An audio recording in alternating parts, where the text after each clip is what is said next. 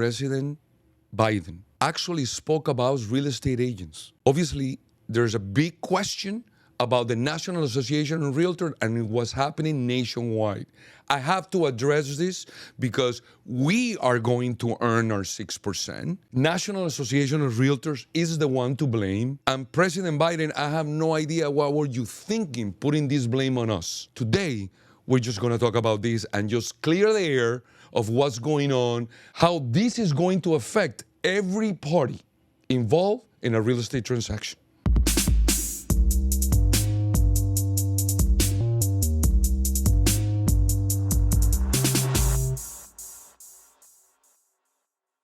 So obviously, everyone is asking, everyone is talking about it. I even went out of my way to try to figure out how is this going to affect us all with the new law of National Association of Realtors, right? So let's break it down in 3 ways. 1, why do I blame National Association of Realtors? 2, what are the new changes? I want to know the changes. And the 3rd, how is that going to affect buyers and obviously agents? So let's start with the first one. Why do I blame National Association of Realtors? We had a network. It was a very exclusive network. Only agents that were licensed by the DVPR that had to follow a code of ethics, and they had to do and follow the rules of the MLS, which is the multiple listing, which was only a source for those that were licensed. Then it became something public. They decided to release this information to Redfin, to Zillow, and other platforms out there. So now we went to school, we pay our duties, we pay our fees, and now everyone had this information. So what do you need an agent for? Let's start there. To me, that's number one reason why National Association of Realtors is the one to blame. And remember this video? You know, anyone that watches that show was a very famous and funny show. Check this out. How do you know all this? What are you, some kind of real estate agent? Oh, he's a realtor. There is a difference somehow. And there was a difference somehow. Once you worded that, you had that designation of realtor, that a lot of people walked around with that R and with that pride of being a realtor, they served the community on their rules, ethics, and market knowledge. And what happened to that? Now, anyone out there sitting at home in a bed can look at a community and find out what's the new listing, look at pictures inside, and have access to this information. There's no one else to blame but National Association of Realtors, in my opinion. How do we go from there to now this, that even the President of the United States says this about our industry, like we're now some kind of a beggars or scavengers for our fee? I can't believe he said this. In addition, last week, the National Association of Realtors agreed for the first time that Americans can negotiate lower commissions when they buy or sell their home. On a typical home purchase, that alone could save folks an average of $10,000 on the sale or purchase. I'm calling on realtors to follow through on lowering their commissions to protect home buyers. How is that our issue? How is that our fault? This housing crisis, or the prices, or the interest rate, or the lack of liquidity, whatever the case it may be right now for this housing crisis, how is that our fault that the President of the United States is addressing us like we have anything to do with this? This is absolutely immoral that we've been pointed out that way. What is it going to change now? What are the changes? Let's just get to the bottom of it. I'm going to quote this real estate attorney I found in TikTok. I really like her. And she goes to the point and tells us the 2 things that are going to change. Go ahead. Did the NAR settlement really do away with 6% commissions for realtors, with typically 3% going to the listing agent and 3% going to the buyer's agent? The answer is no, it did not. The settlement essentially did 2 things, and here's what they are. Number 1 is that for MLSs owned or controlled by NAR, the National Association of Realtors, listing brokers can no longer publish or advertise or disclose what compensation, if any, they are offering to a cooperating broker / buyer's broker. It doesn't mean they cannot offer compensation. It doesn't mean that they cannot offer the same exact compensation that they've been offering for decades. All it means is they cannot put it on the MLS. The second thing that it does is it now requires buyers to sign buyer-broker agreements with their buyer's agent if they choose to use one.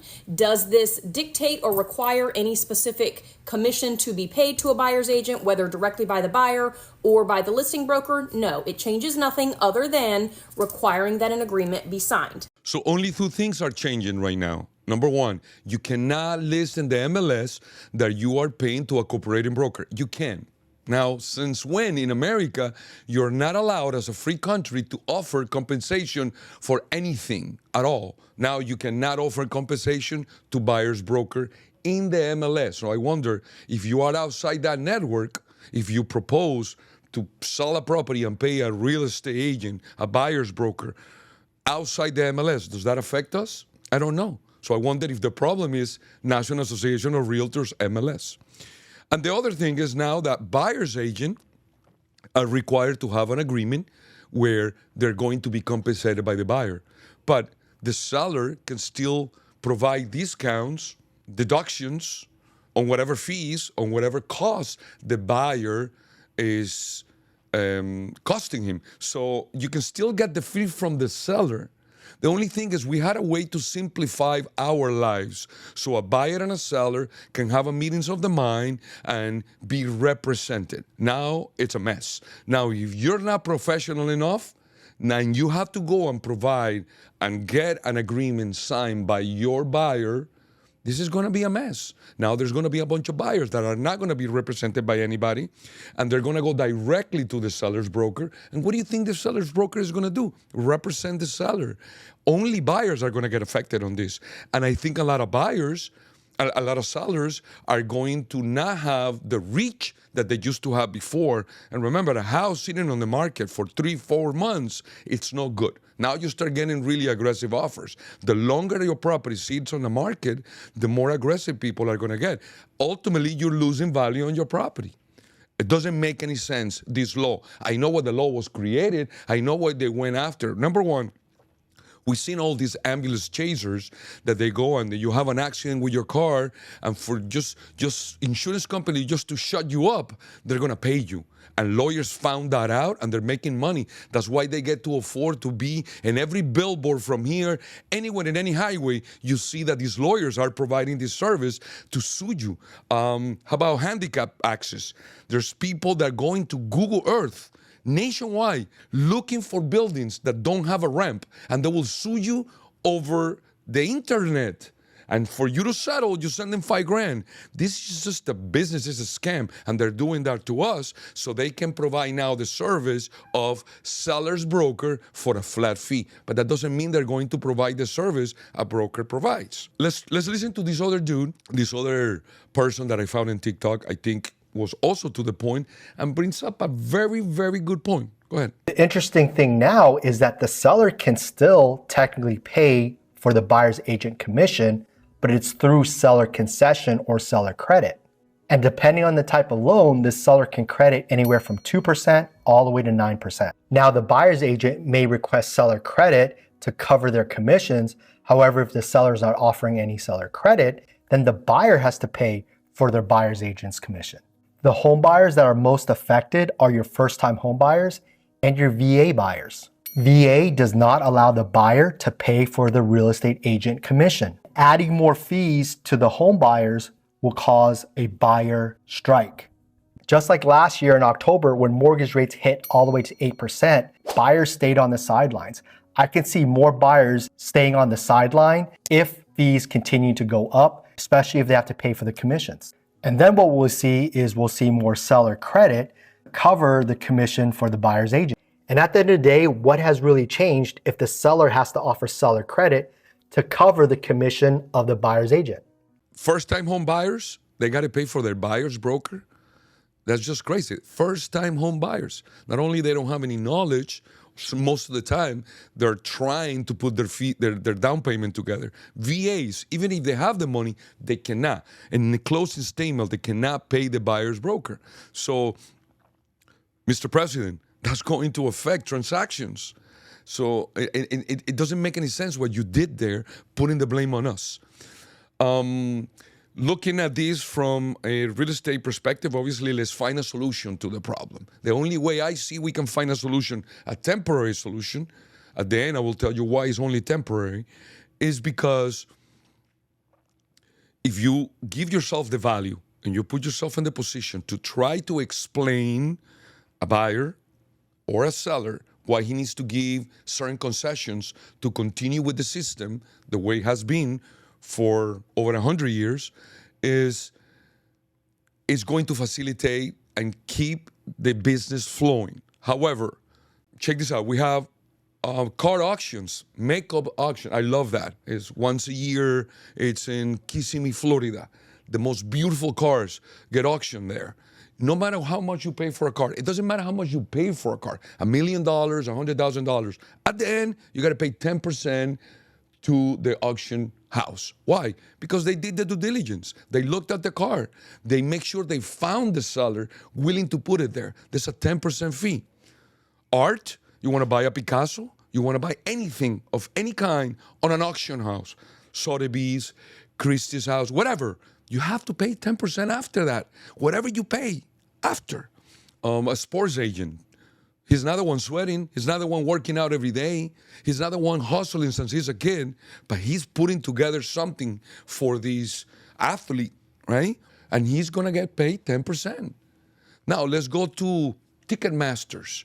You go buy a $250 ticket, and so it's $500, and then your fee after is almost $700. Why? You're paying over 30% in fees because they facilitated that you had that concert and you were able to figure out what seat you were going to sit, and when you get there, is the actual seat that they say they were going to sell you. What do you think we brokers do? There's due diligence. There's you putting the ear on the ground to be able to tell your seller, listen, this guy wants the house, is willing to pay top dollars. I just don't think he's financially stable.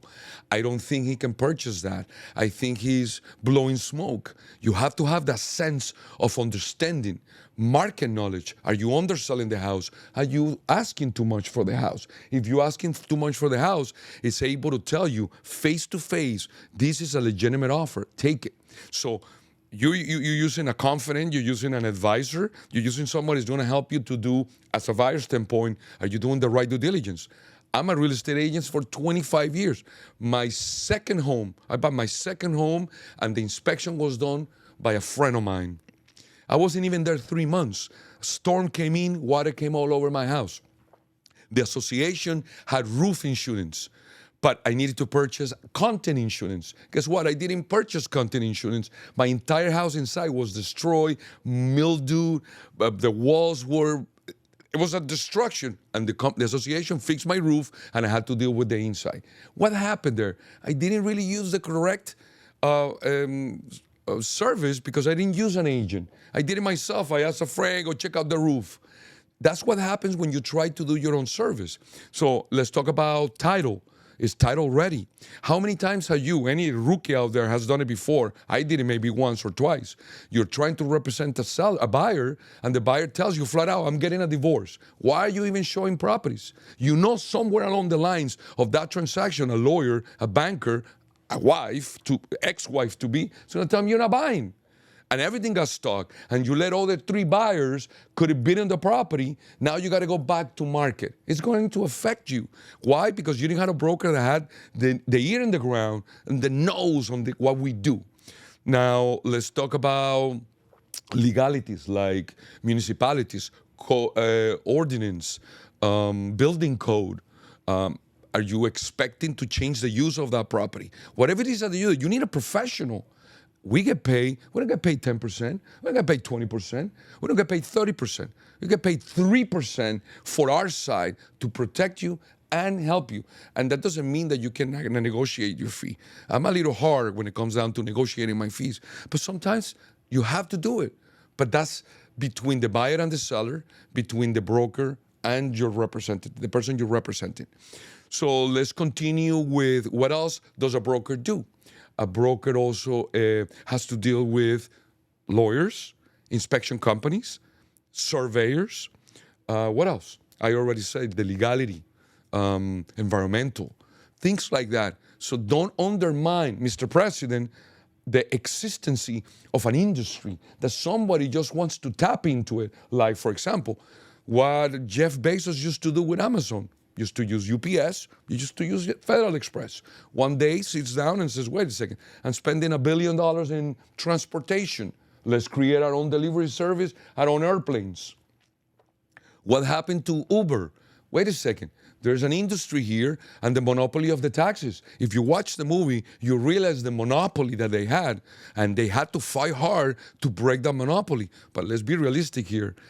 Remember all those drivers that were really happy because now they had a job? They don't make any money. The industry comes and swallows them. It's just another way to tap into the industry. Or you think that the drivers of Amazon trucks or the pilots of Amazon planes are getting better service or better incentives like those in American Airlines or Federal Express or UPS? No, they start squeezing their own people. It's just the way the cookie crumbles. So this is all smoke and mirrors. Buyers, wake up.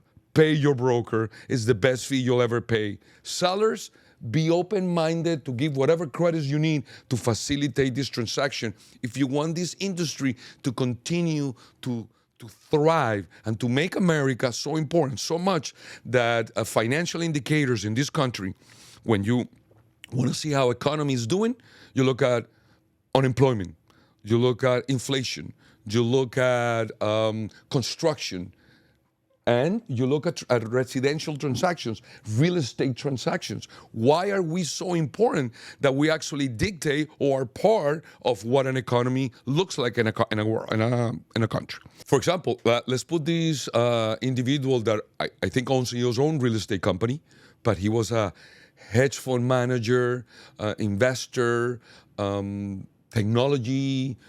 He created some app. Listen to his point of view as a user, as an investor, you name it. I love it. Put him. Before we talk about the value of what a real estate agent brings, I will tell you this. I am probably one of the most qualified people, I'm not qualified for other things, but the most qualified people to tell you the value of a real estate agent because I've done everything else that normal careers offer, and I've seen and done the real estate agent world. And here's the interesting part. After being in the technology world and starting a technology company, after being an investment banker on Wall Street, after running a private equity firm, after buying multifamily, all of those things that I did were not as hard as actually selling real estate. So a good real estate agent is not just worth their weight in gold, they're worth their weight in so much love and gratitude. I couldn't say it better myself. We have a value in this industry. We have a purpose. This is the cruel reality, okay? This is a reality that I don't even want to talk about it. But one of the things that makes me successful is I call it how it is. I like to see the lion in the room. So I know if I'm going to be eaten by that lion, I'm going to fight or I'm going to run. But I want to have that option. And the truth is, some of my colleagues are really talking about, no, that's not going to happen. You'll see, this will get better. Unfortunately, this is not going to get better. A big part of this industry, it's going to move to automation. It's going to move to applications. And I'm going to tell you why. However, there's going to be a space in between, a space when we can still defend this industry and we can still make money. The beauty is, it's enough business for everyone because I think 60% of this industry is going to disappear. Nobody's going to be getting the real estate license that often anymore after July when you see this in effect. I think there's going to be less people, which is going to be better, right? That's one thing. Another is, the world, humanity is not ready because we still have baby boomers retiring. You're not going to change their mind. They're going to be old school, correct? So they're not going to be completely given or taken by technology the way it's coming. It's coming with vengeance. So there's going to take a certain amount of millions of people are not going to agree to that. The new generation is the one that is definitely going to give in. Like you try to tell a young person right now, that we had to, when we liked a girl, we had to wait for Wednesday when you went to see her that day when she went to school that day.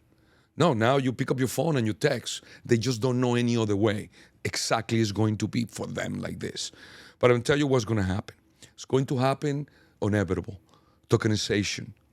Every real estate asset, every piece of art, everything is going to be tokenized.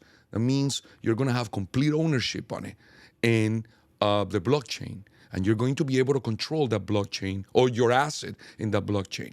So if you don't need third parties to completely control ownership, and you can transfer those assets, you can transfer that ownership, and an exchange immediately through that blockchain is going to be able to allow you to receive that digital currency, which is another existence, something that exists already, is just not popular enough. Now I'll be able to receive money or something as an exchange for my asset. I can make my own decisions. Now, you can still need a broker to advise you, etc. But now you have videos that you can make your own videos. You can promote your own property. You have absolute ownership. Now you don't need title agencies. Now you don't need lawyers. Now you don't need you're just not going to need a lot of people. A lot of hands are going to disappear. So eventually, not too far from now, maybe for my age, 50, I will get to see this, but definitely the next generation will leave this world where tokenization will completely take 80% of our business out. Is taxes completely eliminated? No. I think I said it before. I think the dark world or the streets would always use a taxi. If you want to do something dirty, you're not going to call your Uber. You're not going to have that register. You're going to go get a taxi. The taxis don't get involved in none of these things.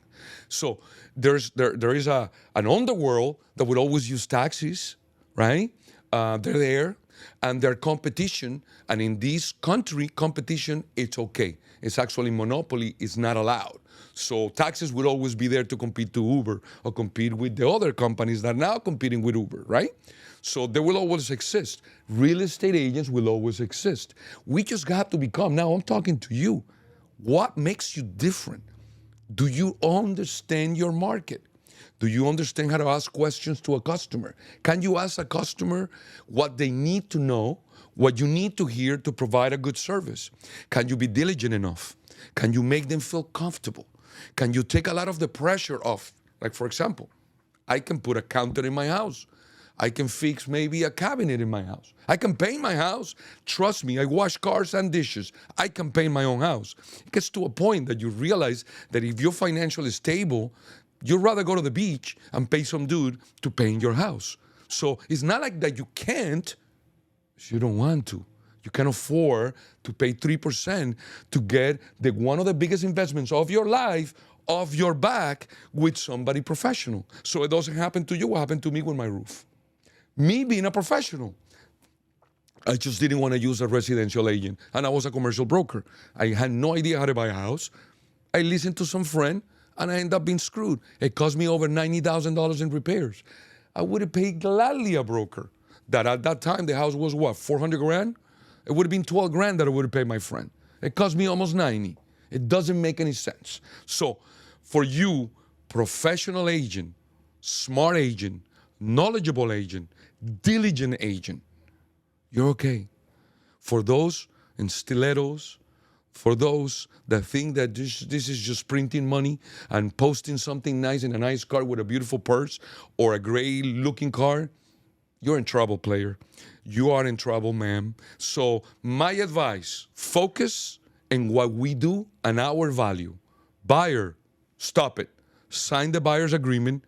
Buy your property with a professional. Seller, do whatever you have to do to continue to facilitate this transaction, and so you don't leave money on the table. Or you don't end up not getting this buyer and you have to put the property back on the market. It's going to cost you financially. At the end, we all win if we work together. Remember what I said. Everyone is entitled to get paid. Why can't we? We provide a good service. NAR, I'm completely against you. I think you're a monopoly. I think you did an amazing job for a long, long time. And somehow you sold your soul to the devil. And now you got sued and you're running away and you're pretending that this did not happen. If I were you, agent, I could put all the agents together, I wouldn't lease one property for a month and the entire National Association of Realtors to show them what our power, but I don't even think that's going to make any changes. What I advise is for us to start thinking and creating a whole new network that is not the MLS, that operates different, and we are allowed to be completely private. Only us. Your license, you went to school, you have your code of ethics, you are a professional, you prove that you're professional, as our network. Period. You don't come in. And guess what? The law is not going to be able to get involved. And these lawyers, ambulance chasers, are not going to be able, because this is only the beginning. They won in one state. They're coming after every state. And you know how many real estate companies are going to have to run for the hills? Many. So, to close it, there's a light at the end of the tunnel for those that are professionals. For buyers, please don't play the game. Sellers, pay the fee. And for those that really don't know what's going on, I will say, start looking for a different career. This is not going to pay out.